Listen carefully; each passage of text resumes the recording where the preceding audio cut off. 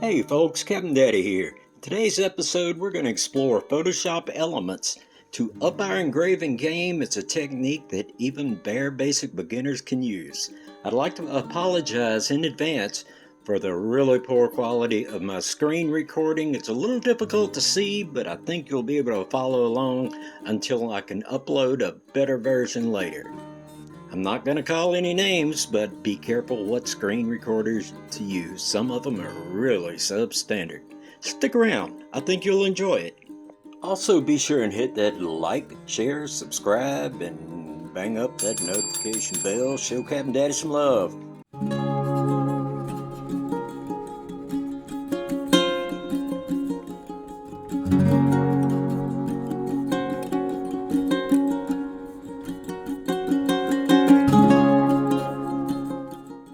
Hey folks, I'm Captain Daddy from Captain Daddy's Creations. We're a division of Raven Arts and Graphics. Today I'm going to teach you to use Photoshop elements to seriously help your glass engraving game. The program sells for $99 for the digital download. Of course, there's a link in the description. It may seem like a lot of money, but you'll more than make your money back on the first portrait you sell. Some people say, oh, that's cheating, that's not real art. And at one time I would have agreed, but when it comes to making money with my glass engraving, I changed my mind. I'm quite capable of spending hours drawing a portrait in a conventional way, then engraving it in glass. But logically, why not spend only a fraction of the time, produce quality work, and make the same amount of money? Also, it's a great way for the beginner to get started doing portraits, and there's still room for artistic expression. And this simple technique not only works for portraits, but for practically any subject matter. Let's go ahead and get started. I'm going to show you the techniques that I use. You don't have to worry about learning the entire program, just what we're going to be learning to convert a photograph into a simple image for engraving. When you open up Photoshop, you get it installed, open it up. This will probably be the screen that you see. Up at the top, it has three modes: quick, guided, and expert. Let's go ahead and click on the expert mode. That doesn't necessarily mean that you know everything about the program. This is just the simplest way for me to demonstrate. I'd like to walk you through some of my settings, so if you follow through and do the same thing, you won't be confused why yours isn't responding exactly like mine does. Up at this top menu bar, you'll see File, Edit, Image, Enhance, Layer, Select, Filter, View, Windows, and Help. We're going to go to Edit, down to the bottom to Preferences, then over to General. I have two things that in particular that I've checked off. Zoom with the scroll wheel, that's a big help. Also, down here on the left, enable floating document window docking. And you'll see what I'm talking about in a minute. You can go to Units and Rulers. I have mine set for inches. Print resolution is 300 pixels per inch. Screen resolution is 300 pixels per inch. We click OK. Now, open up your image. First, let me start by saying this. It does need to be a high resolution image. Otherwise, it's going to come out pixelated and rough looking. So always try to get a good, clear, high resolution image that has a good contrast to it. You can open your image by either going to File and Open, or you can simply double click anywhere on the background.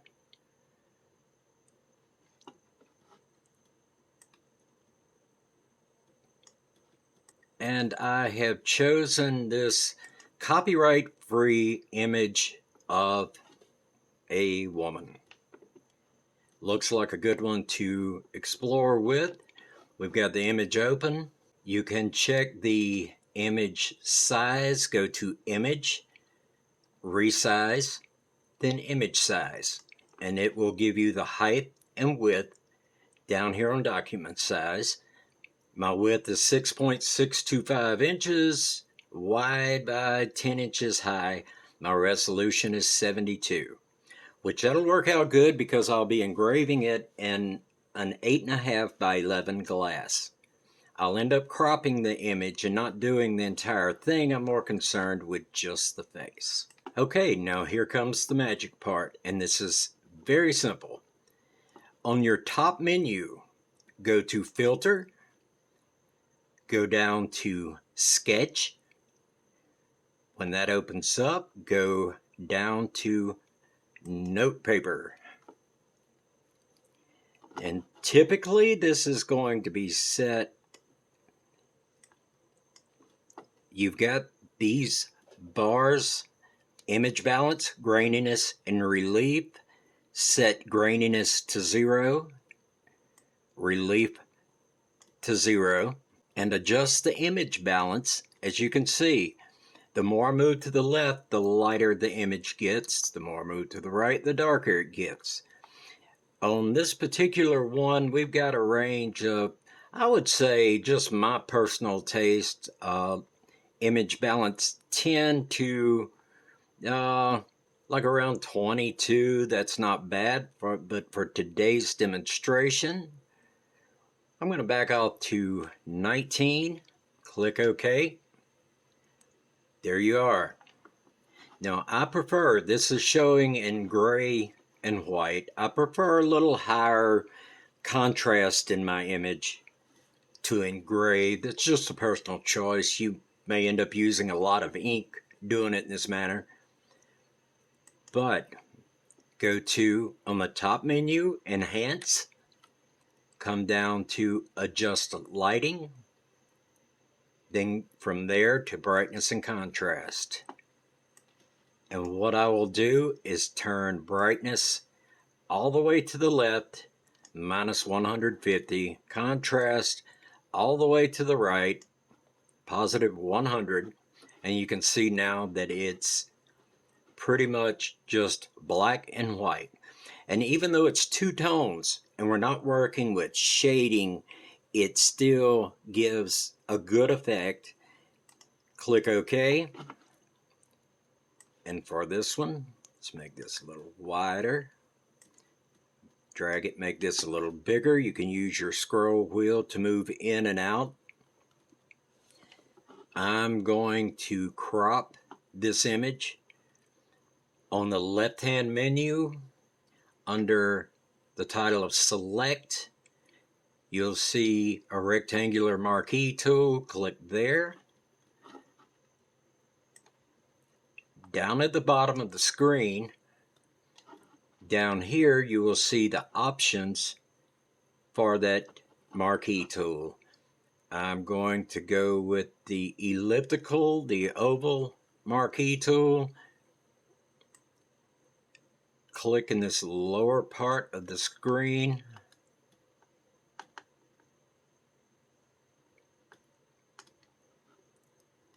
You see now that it has a selected oval area, and it may not be positioned exactly where you want it. You can click inside it, move that selection around, get it exactly like you want it. If you don't quite like the shape of it, you can back up and just try again.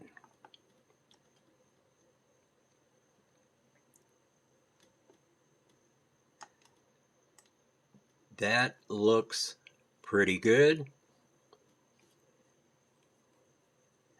Now, this selected section of the image inside this oval is the only thing that's affected with any actions we take right now. Everything outside of that is a safe area. So let's say I click on the paintbrush tool to the left menu. I can use it here, left click, nothing happens. But if I go through this area, my working area, you can see it actually takes effect. Now, the good part of it, I just put an unwanted black line in there. You can hold Control, hit Z, Z, the letter Z, and it undoes. It will undo the last action up to your last 50 actions. So, moving right along, I don't want this to be my controlled area. I am going to erase the area outside of my oval. I want to preserve this. Get rid of all this unnecessary stuff. To the top menu, we click Select, left click, come down to the fourth one. It says Inverse. Click there. Suddenly, this area is protected. This area outside the oval is the only one that's affected by any of your tools. That's what we want. On your left menu, about halfway down, there's the category Draw. Click the Erase tool. Down here at the bottom, you can adjust the size of your eraser. You can see the size with the circle here. And I will just simply hold my left mouse button down and erase. Now I'm left with this image. From here, I will go to File, Save As. Usually I'll keep the same title as my original. Right at the end of it, I will add the initials NP for notepaper and click Save. Okay, now all we need to do is print the image, line it up with the glass that we're engraving, tape it in place, and I've already printed one out, and there we are. From here, all we do is engrave the white areas. All the black areas will be left clear. It's just that simple. You will be amazed. I have, again, not bragging, this is just techniques that I happened to learn by chance along the way, and I have had complete beginners with zero artistic skills and no engraving experience engrave a portrait. So I'm going to show you a quick demonstration. We're going to get started on this portrait, and I'm going to show you some of the little tips and tricks to make it come out nice and clean. Stick with me. When engraving a portrait, we've got it laid out, centered, positioned, taped in place. There's a couple of important things I'd like to point out. Portraits aren't very forgiving. If you accidentally close off a line or change a feature, that person suddenly becomes unrecognizable. You want to keep everything exactly as it is in your image. Since we're engraving the white areas, the black areas will be left clear. You're going to want to use just inside that white line. Not on the black line, but just inside the white area to do your initial outline work. Taking care not to close off anything that should be left black or anything that's white. You can go back and change, but for example, this small image here, this very thin line that defines the side of her nose is in black, which means it needs to be left clear. Small lines like this, it's very easy to get careless and close them off, cross over them, close part of them, and it distinctly changes the appearance and the features of the person. So a lot of care has to be taken. You can go a little bit larger than that black line and outline it. Then when you start doing your fill work, compare back to your original artwork. Always keep your original work handy after you take it off of the glass to refer back to. Then you can slowly close in that line to the right amount, leaving just the right amount of clear left open. Oftentimes people will think, well, a smaller portrait would be easier to do, but that's not always the case. Smaller isn't always easier. It's less overall area to engrave, but your details become much smaller, much finer, much less room for mistake. If it's a very detailed portrait, I would prefer doing one that's large as opposed normally I do nothing this small. I normally do nothing smaller than 11 by 14. This portrait that we've laid out is smaller than I normally do. I've done quite a few 8.5 by 11s. Something like this, I would charge a minimum of $125. I purposely moved the image up a little bit high on the glass because the majority of the times people want a name or a date or some kind of information. If not, then I would move the image down and center it. Now we're gonna get started doing our line work on this thing. Let's see how it comes out. I've gone ahead and loaded a fine point bit in my engraver. We're going to get started doing the line work.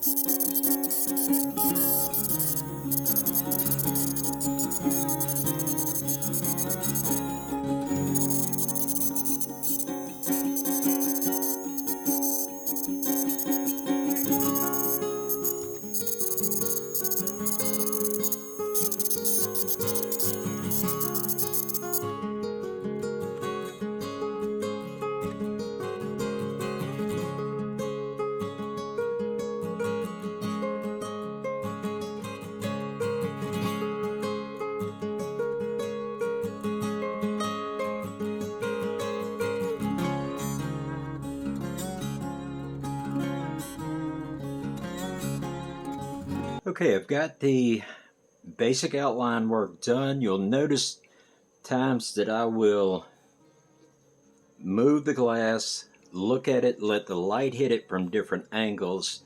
That's so the glare, when the glare and the reflection hits the glass, I can see the lines where I've covered and if I've missed anything. Again, I've mentioned it before, I'll have to keep saying it. If I miss something and take the paper off, realize I missed it, a lot of times you can, eyeball it, fix it by hand. Many times you can realign it, but you have to be really careful if you have to realign it. It's not always easy to get it perfectly aligned. Also, try to make it a habit, even though the thickness of the glass, it's very thin. It's probably, God, what is that, 1/8 of an inch less. There is a difference in that space if I'm sitting back at an angle and following the lines. If I turn it, pick it up, and look straight into it and follow the line, it's not going to match these other lines. It's going to be off and distorted slightly. So try to get a good angle looking directly into it rather than working at an angle. Okay, we're going to pull the paper off and see what we've got. And I know it doesn't look like much here. Not very impressive. Just some lines. Trust me, once you get it filled in, the white area is filled in, the detail on the hair, it's going to pop. It's going to stand out. Also, this area in the shirt with the pattern, it would have been easy enough for me to say to heck with all this, just, outline the very edge of it, fill the whole thing in white. Go ahead and do the pattern. You'd be surprised how many people notice the small details. When they see a portrait of themselves and realize, hey, this looks just like, oh my God, he's got my shirt too. They recognize those things, and it's those little things that mean a lot to them. Okay, I want to mention that during the middle of doing the line work, my flex shaft started growling at me, so I had to stop and change flex shafts, keep them lubricated.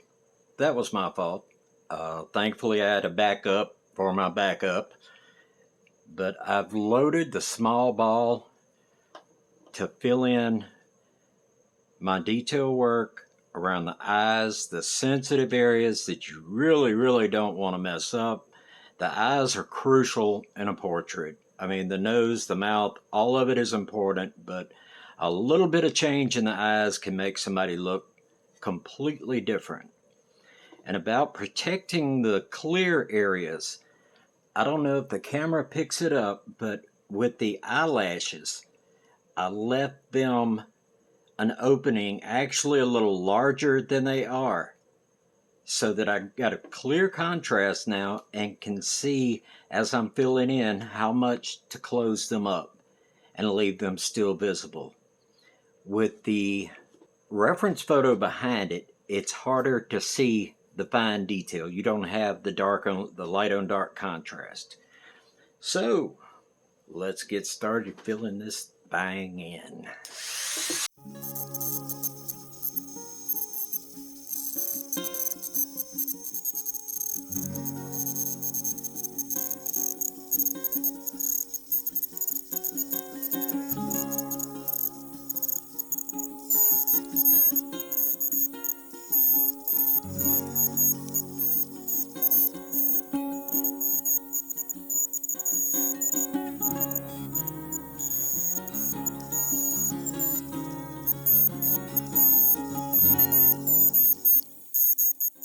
Okay, I've switched out for the larger ball, done a little bit of fill work with the smaller, kind of to protect the details. As you can see already around the eyes, how that little bit is starting to make it stand out, starting to make it pop a little bit.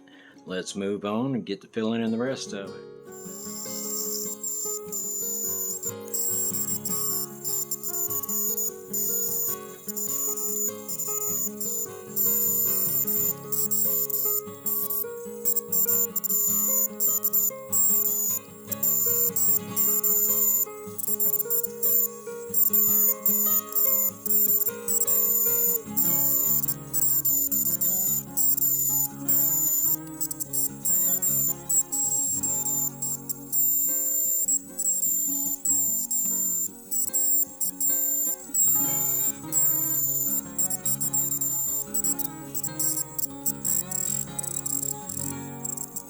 Very simple, nothing photorealistic, but for the amount of time and effort that goes into it, it's well worth it. It's a lot of fun. And as you can see, just a little bit of playing with Photoshop, anybody can do it. I know some people thought I was crazy when I introduced my videos and said I can teach a beginner with no artistic skills to do a portrait, but I've taught several people how to do this, and consistently I've seen them produce good work. Thanks so much for joining me and sticking with it to the end. I look forward to doing it the next time. Be sure and hit that like, share, subscribe. If you have any questions or ideas for future episodes, drop them in that comment. I'd love to hear from you. Later.